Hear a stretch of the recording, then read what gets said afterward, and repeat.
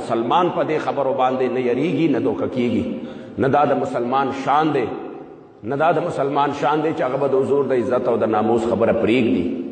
انشاءالله دا زموږ مشن دی او تر د ژوند د آخري ساه پورې به دا مشن انشاءالله موږ چلو. او چې کوم دیشګردي او بغاوت دی په هغه چا باندې جوړ کا چې چا د ملک د دو ټکړې خبره کړې ده، چې چا دا ملک دو ټکړې کړ، چا په دې ملک کې دیشګردي پیلاو کړه، چا دا ملک چې کوم دی لاړه او هغې په دې ملک کې اور لګولې دی، هغه خلکو پسې لاړ شه. دا د حضور غلامان د دې وطن جوړونکي دي او د دې وطن څخه د دې محبت چې کوم دی زمونږ پر رګونو کې دی، خو نه د قادیانیت ته پرېږدو نه د قادیاني نوازۍ ته پرېږدو انشاءالله تعالی.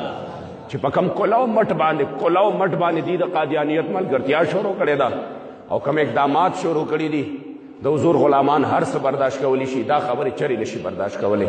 موږ مخکې ورته ویلي چې تکړه شه، ملک له ترقي ورکړه، هغه خواصې خلکو حالات ولیدل چې څه دي، چې څه کې هغه وکړه.